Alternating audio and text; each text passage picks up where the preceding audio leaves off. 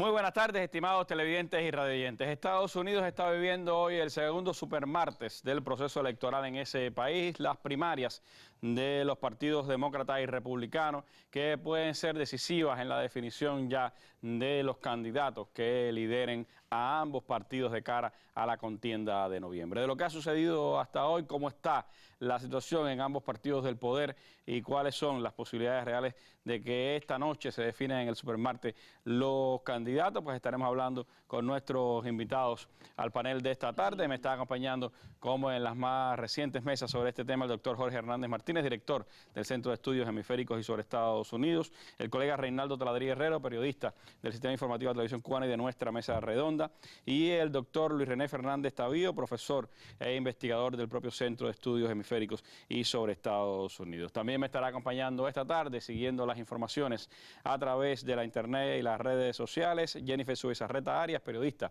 del Sistema Informativo de la Televisión Cubana. Con ellos estaremos compartiendo los análisis durante los próximos 55 minutos de programa, así que los invito a que ustedes nos acompañen y se acerquen a este complejo proceso electoral y también, por supuesto, a todo el entramado que hay detrás de toda esta campaña en los Estados Unidos.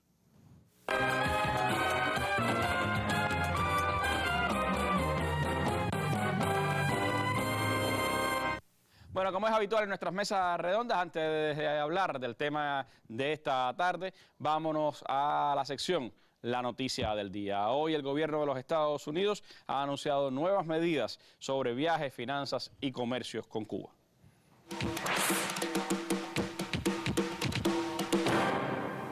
Obama libera uso del dólar a cubanos días antes de su visita. Sucede que este martes Estados Unidos anunció algunas modificaciones en sus restricciones sobre Cuba. Este cambio ocurre antes de que el presidente Barack Obama visite la isla la próxima semana. Las medidas fueron anunciadas por los departamentos del Tesoro y Comercio del país norteamericano y entrarán en vigor a partir del miércoles, con la finalidad de permitir un mayor acceso a las instituciones financieras de la isla por parte de entes estadounidenses. Asimismo, faculta a los cubanos a que puedan abrir cuentas bancarias estadounidenses, además de autorizar a aquellos que viven en Estados Unidos de ganar un salario o compensación. Bueno, así lo informaba Telesur. El sitio web Cuba Debate brinda una amplia cobertura a esta noticia y señala que Estados Unidos anunció hoy una flexibilización a las normas para viajar a Cuba y el uso del dólar por parte del gobierno cubano, un anuncio a solo 5 días de que el presidente Barack Obama haga una histórica visita a La Habana. El gobierno norteamericano anunció que ahora los estadounidenses pueden hacer viajes personales e individuales a Cuba en lugar de hacer viajes costosos en grupo, pero que solo puede ser con fines educacionales. Según la declaración hecha en el día de hoy, los viajeros podrán venir a la isla siempre y cuando se involucre en un programa de tiempo completo de actividades de intercambio educativo, dice, destinadas a mejorar el contacto con el pueblo cubano, a apoyar la sociedad civil de Cuba o promover la independencia del pueblo cubano de las autoridades del país, precisa el comunicado oficial. También entre las nuevas medidas se permitirán a los bancos norteamericanos procesar transacciones del gobierno cubano que pasen incluso momentáneamente por el sistema bancario estadounidense. Estas transacciones prohibidas impedían a Cuba comprar y vender bienes internacionalmente. Se convirtió en una de las más grandes quejas, de los más grandes señalamientos sobre el bloqueo estadounidense. También se autorizará a las instituciones bancarias estadounidenses a que procesen instrumentos monetarios en dólares estadounidenses que incluyen efectivo y cheques de viajero presentados indirectamente por instituciones financieras cubanas. Además, las cuentas corresponsales en bancos en terceros países usados para este tipo de transacciones podrán, a partir de ahora, ser denominadas en dólares estadounidenses. Recordar que en los últimos meses varios bancos internacionales han recibido multas multimillonarias precisamente por haber actuado como bancos corresponsales para utilizar, o sea, ha sido utilizado por Cuba como bancos corresponsales en moneda dólar, y eso ha llevado a grandes multas que han sido escandalosas internacionalmente.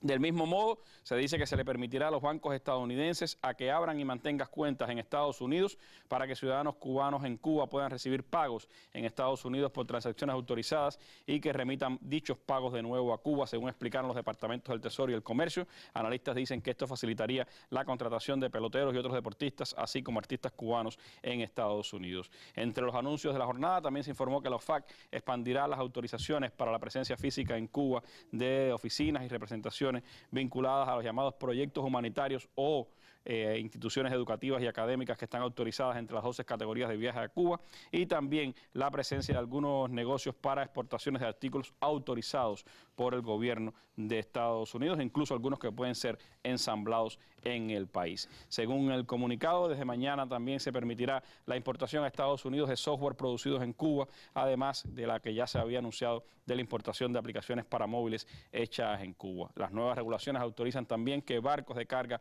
autorizados puedan salir con cargas hacia Cuba y después dirigirse con otra parte de la carga hacia un tercer país. En línea con la estrategia norteamericana de promover el sector privado en Cuba, interés estratégico norteamericano, las nuevas regulaciones plantean la autorización caso a caso de licencias para facilitar la exportación a Cuba de productos que faciliten la posterior exportación desde Cuba hacia Estados Unidos de artículos producidos por el sector no estatal de la economía cubana. Las medidas anunciadas por los departamentos del Tesoro y el Comercio entrarán en vigor a partir de mañana miércoles. Es la noticia del día de hoy. Con ella comenzamos nuestra mesa redonda y la mirada al proceso electoral en Estados Unidos.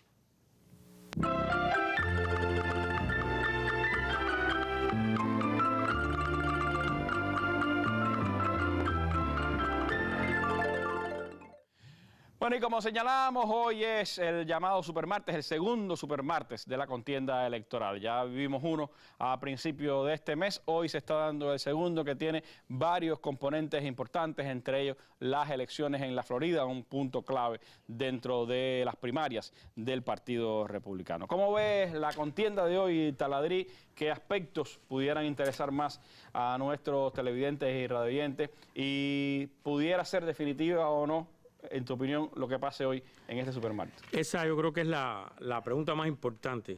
Primero, casi un 30% de los delegados de los dos partidos van a elección. Segundo, los dos premios son Ohio y Florida. ¿Por qué?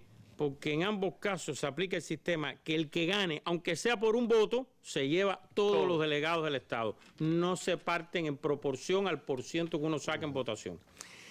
Que eso sí pasa en otros estados. Eso, mira, aquí hay de todo. Por ejemplo, en Ohio, tú llegas independiente, tú no tienes que estar registrado como ningún partido. Tú pides por quién van a votar. Y en Ohio hoy ya los números dan que la mayoría de los demócratas que votó en la casilla de los republicanos. O sea, no votó en la primaria demócrata, votó en la de los republicanos.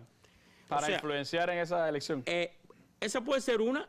Pero los números indican que el número uno de los que están votando hoy sigue siendo: me siento traicionado por los políticos de Washington, me siento traicionado por el gobierno, votar contra todo lo que sea oficial, vamos a decir así, el gobierno, los políticos, etcétera. ¿Que a quién favorece eso? A Donald Trump y a Bernie Sanders, en ambos lados. El otro tema, ¿qué puede ocurrir? Bueno, puede ocurrir que separa o no definitivamente a Donald Trump. Esa es la gran pregunta de la noche. Más allá de Hillary y Bernie Sanders, yo creo que la más importante es si es detenible Donald Trump o no. Hoy ya se sabe. La Florida dice que puede ser la joya de la corona, puede ser la que 99 de todos los 99 los truenos, ¿no? Y el que lo gana todo. Toda la suma de encuestas, más el análisis de factores demográficos, da que Donald Trump tiene 20 puntos de ventaja sobre Marco Rubio en la Florida. Marco Rubio acaba de cerrar hace unos minutos la oficina de campaña en Washington, la que tenía en Washington. Puede ser porque no hace falta ahora en las primarias, puede ser por ahorro, pero al mismo tiempo ha dicho que que mañana sigue de campaña, aunque pierde en la Florida. Muy breve, porque la Florida es un estado que los cubanos conocen quizá un poco más. Además es senador por la Florida. Él es senador por ahí. La Florida asiste poco al Congreso, pero es senador por ahí. Tiene el peor récord de votación en el Senado de los Estados Unidos, pero además en los últimos tiempos tampoco se ha ocupado de los asuntos del Estado y la gente le pasa la cuenta también por eso. La Florida electoralmente son 3 estados. De Orlando hacia arriba, eso es un estado sureño como Alabama, Mississippi, igualito que eso. Y esa gente va a votar por Trump en la primaria republicana y por Hillary en las demócratas. Ahora, en el medio hay una franja donde hay mucha población hispana, pero hay muchos retirados y sobre todo hay mucho dinero en toda esa parte del medio, Tampa, Orlando, en toda esa zona. Ahí va a haber una batalla campal entre Marco Rubio y Donald Trump. Y el sur es donde se supone que Marco Rubio tenga una diferencia mayor, sobre todo en el condado de Miami-Dade. Pero lo increíble es que se han creado hasta grupos de cubanos americanos por Donald Trump dentro de los republicanos. Y hay quien dice que la política pro embargo, o sea, pro bloqueo, hoy también pudiera ser un día importante, porque si Marco Rubio pierde en la Florida con las posiciones que tiene hacia Cuba y los votantes de su estado no respaldan eso, hay quien dice que pudiera ser una estocadita casi de muerte a los políticos que defienden todavía la política pro bloqueo. Hay una cosa interesante, y es que el mismo día que son las elecciones en la Florida, el gobierno norteamericano hace estos anuncios de ciertas flexibilizaciones que no resuelven el problema del bloqueo, pero que dan algunas señales políticas, por supuesto. Eso, después de un enfebrecido discurso de Marco Rubio, no sé si lo has oído, Taladrillo, donde llegó a pedirle al presidente Obama que le exija a Cuba en su visita que retiren a los rusos de la base de Lourdes. El hombre no sabe que hace rato ahí está la Universidad de Ciencias Informáticas. Lo curioso de eso es que en Estados Unidos hay una cosa que se llama fact check, o sea que cuando los políticos hablan, después se analiza qué de lo que dijo es verdad o no es verdad. Y nadie se ha tomado el trabajo de averiguar qué hay en lo que se llama Lourdes en estos momentos, que vaya físicamente alguien, lo vea, lo mire y determine si dijo algo que es verdad o algo que no es verdad. Él hizo su demanda de partidos, elecciones, presos, etcétera, etcétera, etcétera, que todo eso es habitual. Pero mencionó esto y mencionó una base china en Bejucal. El hombre no sabe no sabe de la Universidad de Ciencias Informáticas, que es toda una institución de prestigio. ¿Qué pasa? En Ohio es muy importante porque está su gobernador. Y yo creo que Kasich debe ganar en Ohio. Pero va a quedar muy pegado con Donald Trump. Por esto que te estoy diciendo. Pero entonces tienes dos estados como Illinois y Missouri, donde Donald Trump y Ted Cruz se van a batir por menos de 5 puntos de diferencia o algo así. Pero ahí sí es proporcional. Son estados grandes también. Illinois es un estado que proporciona bastantes delegados en ese caso. Entonces, queda Carolina del Norte. Ahí no cabe duda que va a ganar Trump y va a ganar Hillary. Y en el caso demócrata, Bernie Sanders. Bueno, se ha producido la metamorfosis, haciendo homenaje a Kafka, de Hillary Clinton. Ya los humoristas han hecho sketch donde está Hillary, pero disfrazada de Bernie Sanders y hablando como Bernie Sanders, porque le ha ido poco a poco incorporando todas sus cosas a su discurso típico de los Clinton, pero necesario porque no cabe duda, le ganó Michigan, y en Illinois y Missouri, en Ohio y Missouri, Bernie Sanders está bastante pegado por 5 puntos de diferencia con Hillary, lo cual es una derrota de ella. Y sin duda no se esperaba que a esta altura de la contienda hubiera tanta resistencia todavía. No, y él depende de que vote más gente y que voten más jóvenes. Una última cosa, para que los cubanos tengan una idea. En las primarias demócratas está votando cerca del 20 y pico, 30% de los electores, porque la gente dice votación, etcétera. 20 y pico, 30%. Ahora, en las republicanas se ha dado algo inédito. Está votando más gente que nunca antes en la historia de esas primarias, lo cual quiere decir que está votando el 50% de la gente, no más. Pero que en las primarias estaba por 30 y pico, más o menos el averaje. Está votando cerca del 50%. No cabe duda que la atención está casi concentrada en Donald Trump. Y para finalizar, que es un ejemplo de lo que pasa, que tantas veces hemos hablado de la gran prensa. La semana pasada se dio en Georgia una reunión de las que son decisivas en ese sistema. Los grupos de poder, que no son ni los políticos ni los lobbies, o sea, los que después tienen lobbies y políticos, se reunieron en Georgia, el presidente de Apple, el presidente de Microsoft, bueno, todo ese tipo de... Los grandes corporaciones. Los que gobiernan de verdad. El objetivo, ¿qué hacer con Donald Trump? Se filtró la reunión porque Billy Crystal, un ideólogo conservador, envió un email con sus propuestas a esa reunión secreta y parece que estaba hackeado y se filtró. Pero lo curioso es que ningún gran medio, que están casi 24 horas hablando de eso, le ha dado el follow-up, el seguimiento. Es decir, qué pasó en esa reunión, quiénes estaban, qué se discutió, invitar a Billy Crystal, qué usted dijo, qué usted mandó, quiénes estaban. Parece que lo que se decidió en esa reunión es importante. Es demasiado importante. Lo que le han puesto a Donald Trump, yo nunca lo he visto, solo lo comparo con la propaganda antisoviética de la Guerra Fría. Pero de eso me gustaría lo que le han puesto dedicar la segunda parte de nuestro programa. ¿Qué impacto tiene Donald Trump, si lo pueden detener o no? ¿Qué impacto tiene Bernie Sanders al interior del Partido Demócrata? Pero no hay dudas de que este supermartes, Jorge, tiene también implicaciones como un poco delinear ya hacia las elecciones o hacia las convenciones de cada uno de los partidos, los temas que se van siendo recurrentes en las campañas. El tema migratorio ha sido uno de los temas que más ha salido durante la campaña, y también el tema de ese descontento hacia la clase política, ese descontento hacia Washington, como decía Taladrí. ¿Por qué estos dos temas cuando quizás uno pudiera pensar, bueno, si no se han resuelto todavía todos los problemas económicos, sin embargo nos estamos yendo a estos dos polos de rechazo, ¿no?, a temas importantes? Ese es un punto de extraordinaria importancia. Como tú acabas de comentar, Taladrí lo había insinuado de alguna manera. De lo que está hablando ese nudo, porque la cuestión migratoria, la crisis de credibilidad en cuanto a la política tradicional, a los partidos tradicionales, a las maneras de hacer la política, a las imágenes o representaciones que tiene la población estadounidense acerca de lo que es un político o un candidato a presidente en términos tradicionales. Todo eso está anudado y es expresión de que la sociedad estadounidense, lo hemos discutido con cierta reiteración en estos espacios, la sociedad norteamericana está en un proceso de transición, de mutación, de cambio en el sentido demográfico, desde el punto de vista de la composición étnica, desde el punto de vista de la evolución, o alguien pudiera decir también de la involución del pensamiento político, en el cual se han ido colocando cada vez más sobre la mesa de una manera más notoria el carácter mitológico, los mitos, las falacias en que se sostiene la sociedad norteamericana, como es el tema de la democracia, la participación, la igualdad de oportunidades, la imagen esta de que Estados Unidos es el país del sueño americano, es la tierra prometida. Lo que está sucediendo desde hace algún tiempo tiene que ver con todo eso. Son problemas, pudiéramos decir, de fondo, es parte del telón de fondo de la realidad estructural, sociopolítica, ideológica, pero también cultural, que está definiendo a los Estados Unidos como lo que en realidad es un país extraordinariamente complejo, sumamente contradictorio, y donde el dinamismo lo está caracterizando casi todo. Si nosotros comparamos el decenio el segundo del siglo XXI con el primero, se registran cambios muy importantes, y si comparamos la primera década de este siglo, la del 2000 con la de los 90, o la de los 90 con la de los 80 con los 70, realmente se ponen de manifiesto todas estas cuestiones.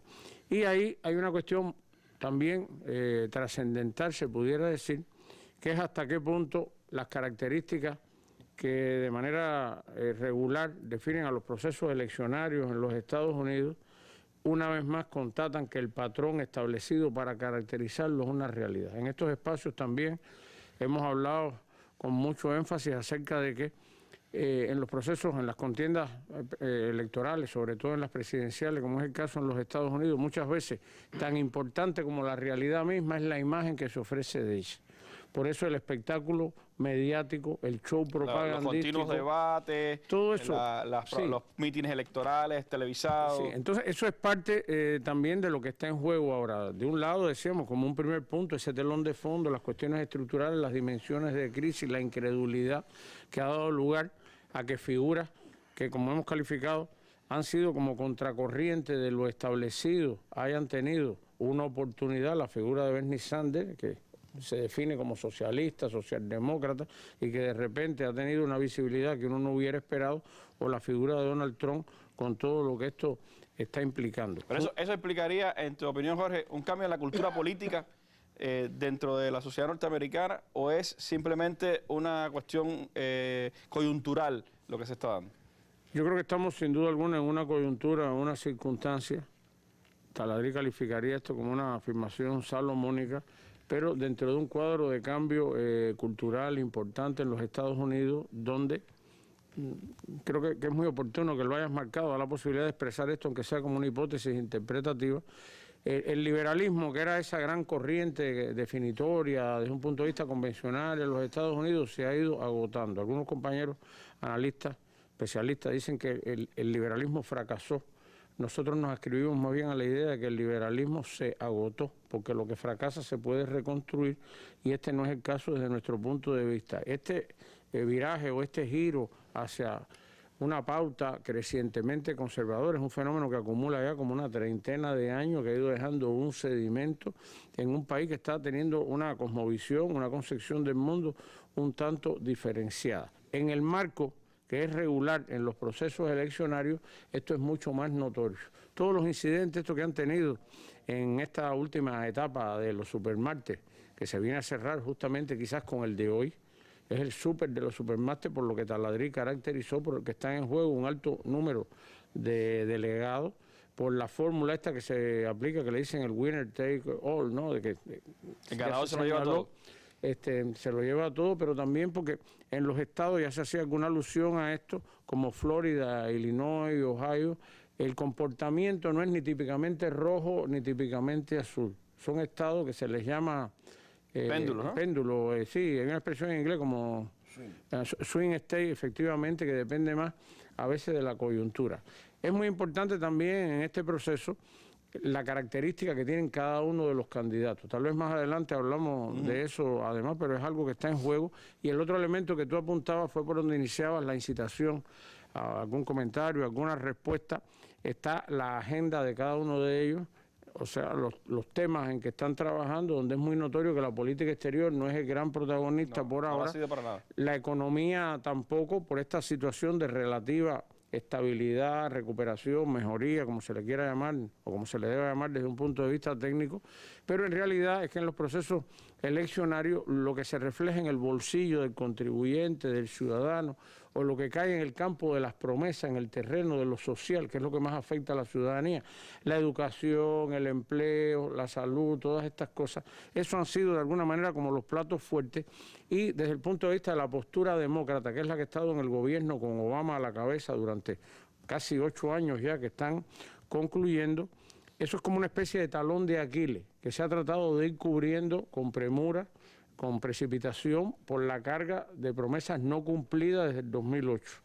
La reforma sanitaria estará en la mente de toda la teleaudiencia como una cosa que le llevó mucho tiempo y esfuerzo. Un gran triunfo político de Obama, pero que no ha tenido... Pero y la reforma migratoria integral, que era una de las primeras promesas, o la reforma energética, son como asignaturas pendientes. Y ahí, como dice esa expresión en español de que ríos revueltos, ganancia de pescadores, es que se está haciendo muy vulnerable la figura de los demócratas y la posibilidad que ha tenido el bando republicano dentro de un montón de contradicciones y que parece que está en una especie como de callejón sin salida. Ahora, me llama la atención, Luis René, tú que sigues todo el tema de la economía norteamericana, que recientemente Nouriel Rubin, este economista que se dice fue el que predijo la gran crisis del 2008, ha vuelto a decir que hay indicios, hay indicadores económicos que plantean una persistencia de posibilidades de crisis en la economía norteamericana, no quizás a la altura de la del 2008, pero sí con expresiones que pueden ser impactantes para la economía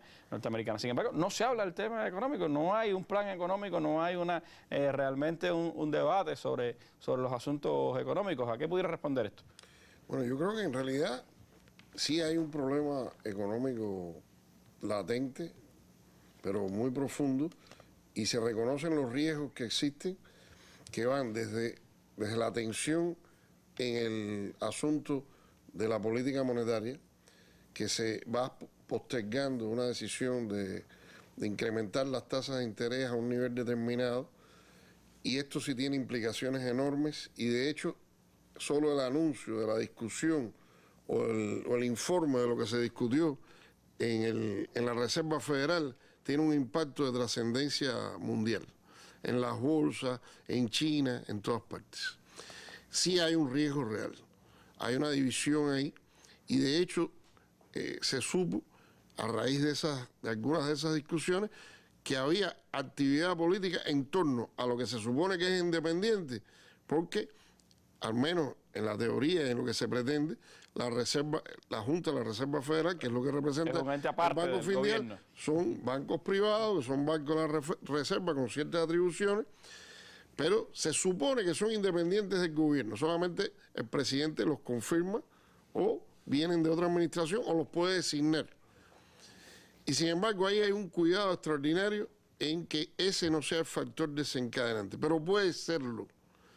Los bancos están muy interesados en esta coyuntura porque se ha alcanzado el nivel que se considera de pleno empleo. Ya cuando está en torno al 5%, eso no lo sabe nadie, pero es una cifra que convencionalmente, cuando se llegue a ese nivel, la economía ha alcanzado su máximo nivel. Aunque en realidad los datos son contradictorios, la capacidad instalada no está, industrial no está empleada, los empleos han incrementado, pero no en el nivel de ingreso por la estructura de la ocupación. Y ahí sí hay un tema que de alguna manera se ha reflejado, que es el tema de los empleos y la calidad de los empleos. Y la visión convencional conservadora, y aquí estarían, obviamente, la Clinton, estaría el Ted Cruz y el Marco Rubio, que son en ese sentido coincidentes, defenderían la posición de libre comercio como ha sido hasta ahora. Sin embargo, Bernie Sanders y Donald Trump no estarían más en favor de, por distintas razones, pero ahí se unirían en contra de eso. O sea, por lo menos de negociarlo de otra manera, verlo de otra forma. Ahí hay un indicio. Famosos TPP, los acuerdos. Sí, hay un indicio muy grande y eso puede tener una pegada enorme porque recordemos que técnicamente el incremento del crecimiento económico o supuestamente el fin de la recesión técnica se inicia en el 2009 y ya llevamos estamos en el 2016, es decir, es un periodo de expansión largo que también es algo que hace pensar que estaría cerca la próxima recesión, crisis económica, crisis financiera. Otro detalle es que si esto ocurriera, cambia el panorama y no es como se piensa que el presidente o el gobierno tiene el timón del barco y puede decidir. Normalmente, no obstante, se le atribuye o se atribuyen el éxito político y discuten en torno a eso. Pero eso no es real. Si eso fuera así, no habría crisis. Y sí las hay. Y sí hay. Y eso tiene una función. Subir las tasas de interés para los bancos es atraer capital y es ganar más, obviamente. Y eso, sin embargo, ha sido postergado porque, por un lado, es un peligro político que hay una crisis en este momento. Recordemos lo que sucedió en el 2008, que fue un factor favorable para la elección de Obama. No fue el único, pero fue un factor favorable. Si sucediera ahora, podría pensarse que, siguiendo esta lógica perversa, que no es real, estoy diciendo, pero puede influir el gobierno, pero el gobierno no determina exactamente cuándo ocurre la crisis o no, y los instrumentos que tiene para eso son limitados, sumándole a esto que hay factores externos. Claro, le ha ayudado dos factores, que son también resultado de la política norteamericana, el incremento de la producción de petróleo, que es la caída de los precios del petróleo, un componente importante que mueve toda la industria, y la caída de los precios de los productos básicos, que también contribuye a mantener la inflación en el entorno de por debajo del 2%, que por lo tanto hace una buena combinación que permite postergar esto, quizás por un acuerdo interno que no sabemos, hasta después de las elecciones. Pero lo que pase no se sabe. Pues habrá que ver en definitiva si no hay una sorpresa de octubre, como siempre se ha dicho, si pasa algo de aquella, pero lo cierto es que el tema económico, más allá de los empleos, no ha sido el gran cuestionado. Quizás más que a la economía se llega a través del cuestionamiento a las injusticias o a la separación que se está dando, muy peligrosa, la brecha social que se está dando en la sociedad norteamericana. Pero eso es un asunto del que podemos seguir hablando en los próximos minutos de nuestra mesa redonda. Les propongo hacer un breve alto y después continuamos aquí en nuestro programa de hoy. El más amplio análisis de los acontecimientos que marcan al mundo, con reconocidos periodistas y especialistas de temas globales y regionales. Los temas internacionales en la mesa redonda. Nuestras armas son las ideas.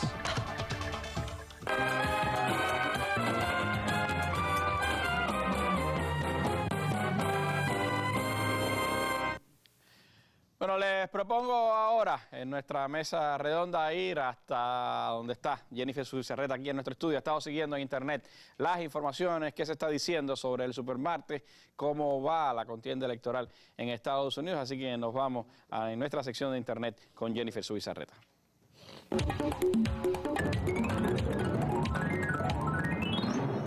Así es, los medios digitales se hacen eco de las novedades. El diario español El País narra en directo lo que acontece en los 5 estados involucrados en el supermartes y publica lo que considera las claves del día. En este artículo, por ejemplo, destaca que Donald Trump ha ganado la mayoría de las votaciones en primarias. Por su parte, la agencia argentina Telam abre portada con el título 5 estados votan en primarias donde Hillary y Trump son amplios favoritos. Telam asegura que en el bando republicano el magnate parte como favorito en 4 de los 5 estados, mientras que el gobernador de Ohio, John Kasich, no tiene muchas posibilidades de ganar en su estado. El sitio explica que la agrupación tendrá en juego en Florida 99 delegados, en Ohio 66 y en Illinois 69. También ofrece el dato de que en determinados estados, quien consiga más respaldo en las primarias republicanas se lleva todos los delegados para la Convención Nacional de julio. El diario colombiano El Tiempo abre con una pregunta: ¿la última oportunidad de detener a Trump? Y opina que una nueva barrida por parte del empresario en las elecciones de esta noche podría acercarlo mucho más a las presidenciales de noviembre, a pesar de las críticas que ha recibido por sus recientes declaraciones, las que para muchos constituyen un llamado a la violencia en el país. The New York Times publica un artículo con el nombre ¿Cómo va la carrera de las nominaciones hacia la Casa Blanca? Y lo acompaña con una foto de Hillary Clinton durante un meeting en Ohio. El diario destaca que del lado demócrata, Clinton aparece como la número 1, mientras que el observador de Uruguay sostiene que Estados Unidos vive un supermartes decisivo que servirá para que la exsecretaria mantenga o amplíe su ventaja en relación con el senador de Vermont, Bernie Sanders.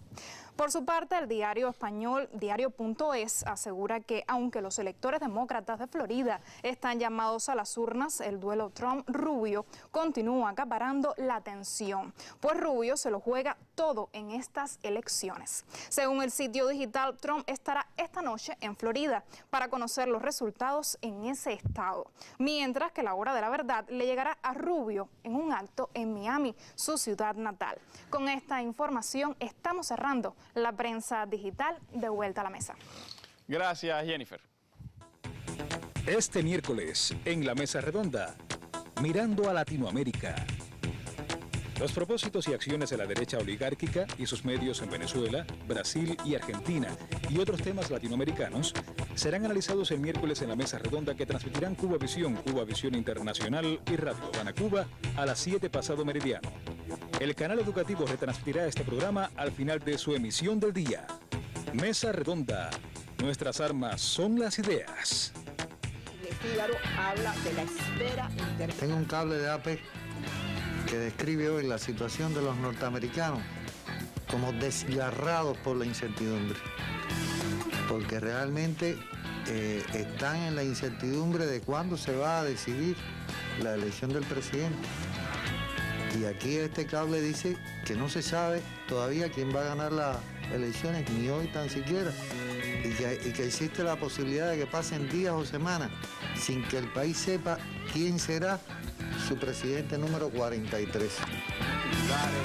Commerçant ironizaba en sus primeras planas, afirmando que más parece un drama digno de Hollywood que un acontecimiento político.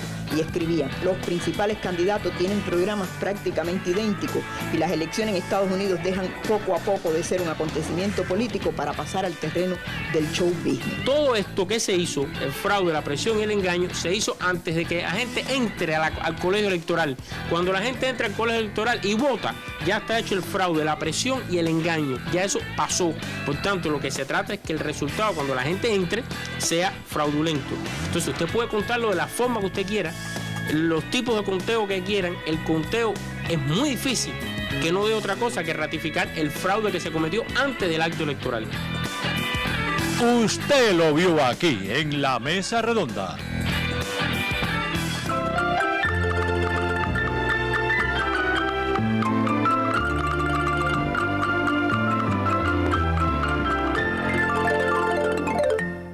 Bueno, ¿se acuerdan de aquello? Era noviembre del año 2000, las elecciones, las famosas elecciones que llevaron a George Bush, hijo, a la presidencia. y gracias a una decisión de la Corte Suprema de Justicia. Hace ya unos cuantos años, 16 años ya, de aquella contienda electoral, han pasado varias elecciones en los Estados Unidos, aunque se repiten muchos esquemas y muchos asuntos, por supuesto, cuando uno analiza el tema electoral norteamericano. Y una de las cosas que tiene esta contienda electoral, como lo han tenido quizás otras en los Estados Unidos, ha sido, por supuesto, la aparición de políticos o de candidatos, más que políticos, que están fuera, pudiéramos decir, de las opciones que el establishment había pensado para la contienda electoral. Y en este caso, quizás lo más notorio, por supuesto, ha sido Bernie Sanders en el campo demócrata y Donald Trump en el campo republicano. Trump, que en los últimos días ha vuelto a hacer noticias por reyertas, declaraciones, relación con la prensa que ha sido bastante áspera durante toda la campaña. Le propongo ver un breve resumen de lo que ha pasado en los últimos días para después hablar con nuestros panelistas de la tarde. Ayer se produjo un nuevo incidente en un mitin de Donald Trump. Un grupo de afroamericanos protestaba por la no condena del republicano a los supremacistas blancos. Cuando un fotógrafo de la revista Time se acerca para sacar una foto, uno de los agentes del servicio secreto encargado de la seguridad de Trump le frena y finalmente le tira al suelo. Los compañeros de la gente contienen la reacción airada del fotógrafo al levantarse. Están enviando gente con muchos problemas y nos están trayendo esos problemas. Están trayendo drogas, crimen, son violadores y algunos, asumo, son buenas personas. Ellos derribaron el World Trade Center. Han pasado otras cosas. Ellos tienen mucha gente con intenciones tremendamente malas. Tenemos que ser duros, tenemos que ser inteligentes y vigilantes. Siria ha sido un desastre y ahora quieren traer a 200,000 migrantes, ¿cierto? Y ellos pueden ser de ISIS, no lo sé. ¿Ha visto una migración como esa?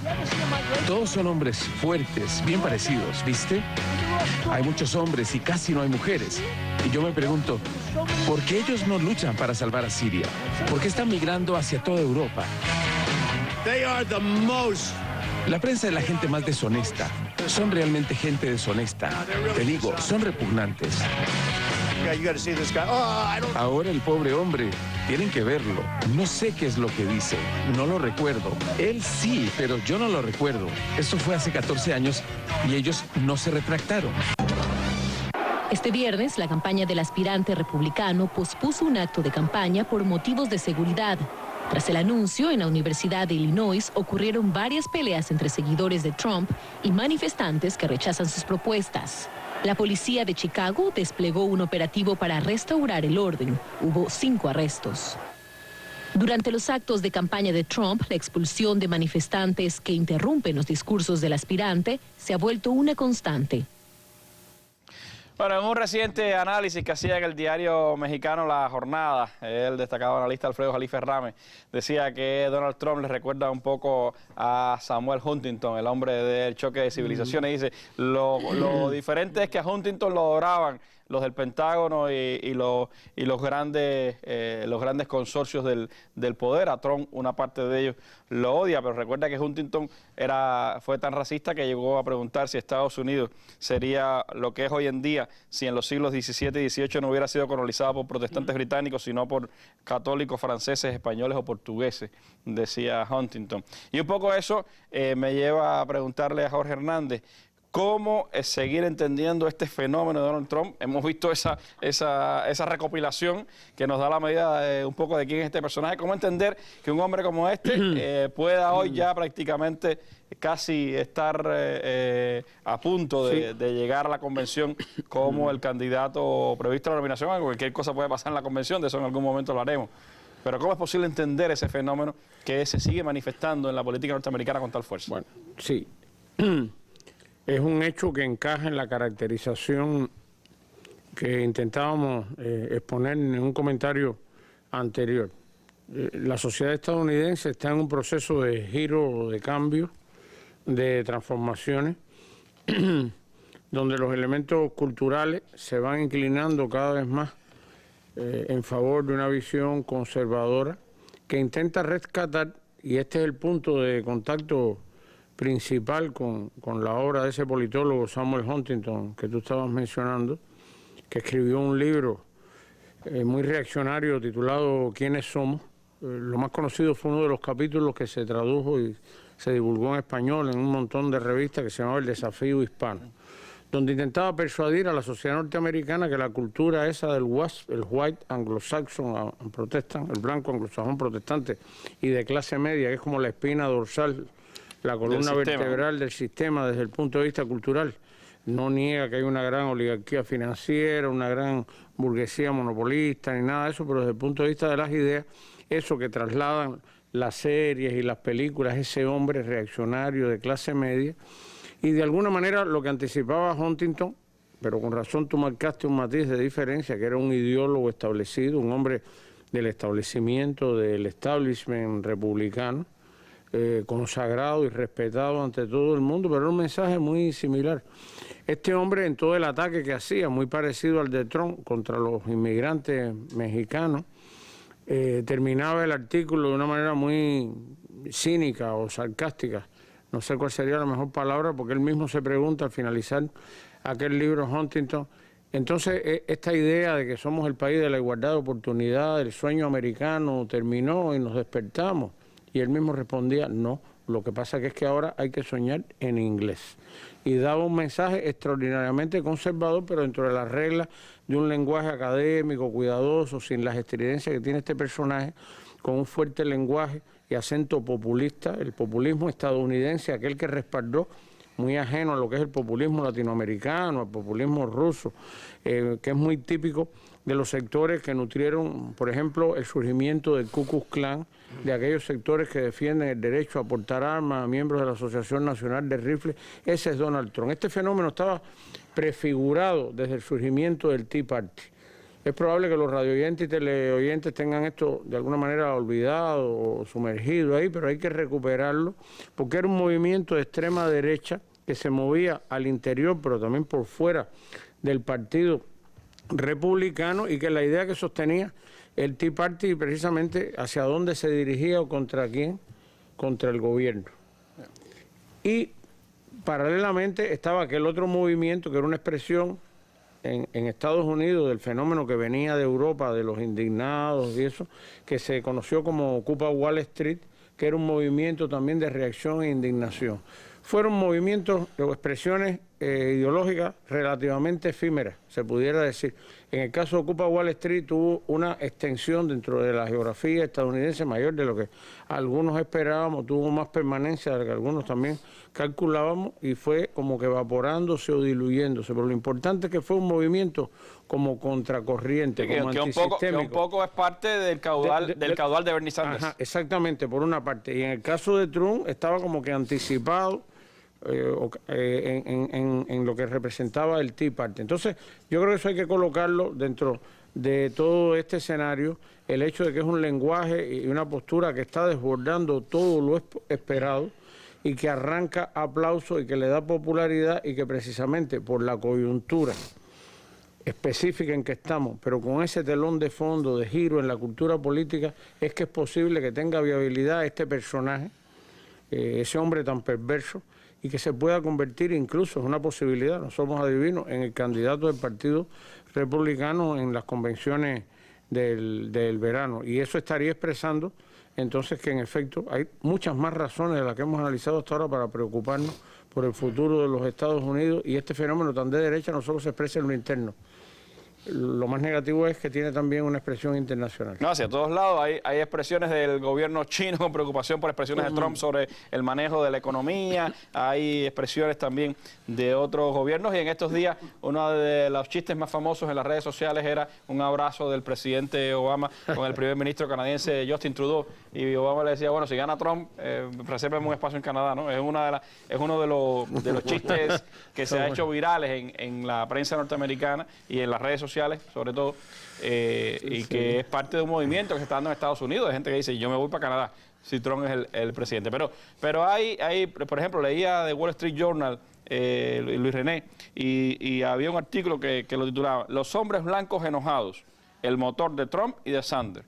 Es decir, a ambos candidatos fuera del establishment o de los que se suponía eran los candidatos del establishment, los vinculan al enojo del sector blanco de la sociedad norteamericana, que parece ser quienes están, según el Wall Street Journal, detrás del avance de estas dos candidaturas. Sí, sin duda hay una reacción a lo que viene ocurriendo desde que Barack Obama, un hombre con ascendencia africana en primera instancia, y que eso fue muy bien recibido por los sectores de la juventud, de sectores progresistas, y tenía una visión también idílica que realmente hubo que rectificar, reconocer que es un hombre con elementos liberales, pero también conservador, representativo del establishment norteamericano, sin duda, capaz de pactar, capaz de representar, de bajar el nivel agresivo, unilateralista de la intervención norteamericana y tratar de ajustarse un poco más a las realidades económicas, políticas y sociales de Estados Unidos, que sin embargo no ha podido hacer todo lo que se había propuesto en muchas esferas. Pero detrás de eso están las transformaciones económicas y sociales que han llevado años desde la contrarrevolución conservadora, de las desregulaciones, de toda una serie de tendencias que han, a través de distintos mecanismos, como son los tratados de libre comercio, influido en la reducción del empleo, la calidad del empleo, en muchas de estas cosas que llevan a esas manifestaciones de Ocupa Wall Street, que no trascienden aparentemente, pero sí crean una reacción, porque estos sectores se sienten frustrados, se sienten no representados, y esas son esencias de la sociedad norteamericana que desde mi punto de vista se mueven hacia el conservadurismo, aunque también está la expresión esta de un sector, vamos a decir, más de tendencia liberal, progresista, que refleja la presencia de Bernie Sanders, pero ambos son fuera del sistema, son una respuesta de reacción ante las frustraciones, las divisiones dentro del sistema político. Pero en la base de eso están cambios estructurales profundos en la sociedad norteamericana que llevan a un incremento de la desigualdad que profesores de gran importancia, en nada influidos por el socialismo, alguna tendencia crítica al capitalismo, pero tratando de recuperar lo que ellos consideran la esencia pura y mejor del sistema, desde un enfoque liberal, critican a donde ha llegado la política norteamericana y los resultados que ha tenido el favorecer al sector financiero de un modo desmedido que rompe aspectos principales que había estado en el imaginario, en la realidad norteamericana, sobre todo hasta la década de los años 60, después del año 68 1968 empieza a deteriorarse, y después de la revolución conservadora, que tiene correlatos, como expresaba el profesor Jorge Hernández, en la esfera social y en el imaginario, en la ruptura de quiénes somos. En esa pregunta de Samuel Huntington está el problema de que la identidad nacional de Estados Unidos puede cambiar, tanto por la composición demográfica como por la composición de la estructura de clase, la imposibilidad de que las capas medias puedan cumplir ese sueño americano en la realidad, porque los estudiantes tienen problemas con sus deudas que se los traen. Multimillonarios. Sí, y es un problema central de la política que todavía no ha aparecido, no se ha visibilizado, pero puede aparecer. Es un gran problema. Y de ahí, de todos estos fenómenos, empleo de baja calidad, con menores ingresos, problemas, división socioeconómica muy grande, también se expresa en la esfera política, y es lo que de alguna manera está ocurriendo aquí, y se ve en estos extremos que, defraudados por el sistema, buscan, sobre todo una figura de Donald Trump, el hombre hecho a sí mismo, self-made man, algo muy propio que entusiasma a muchos sectores, y además lo hace con apasionamiento, lo cual hace pensar que por lo menos hay algunos rasgos de fascismo detrás de la figura de Donald Trump, pero lo sorprendente es que algunos especialistas al principio descartaban totalmente la posibilidad de Trump, y me gustaría recordarle que también existió Ronald Reagan, que ahora muchos de ellos hacen referencia como un ejemplo, pero cambió, o por lo menos su gobierno fue el mascarón de proa que transformó la sociedad norteamericana y tuvo un impacto internacional que hasta nuestros días está presente. Eso es un referente. Hay otros que van un poco más atrás, Taladrí. Estaba leyendo un trabajo del diario de Nueva York que decía que Trump les hace recordar la campaña de 1964 y Barry Goldwater y el impacto que tuvo Goldwater en el Partido Republicano como figura también divisiva, como figura más a la derecha. Y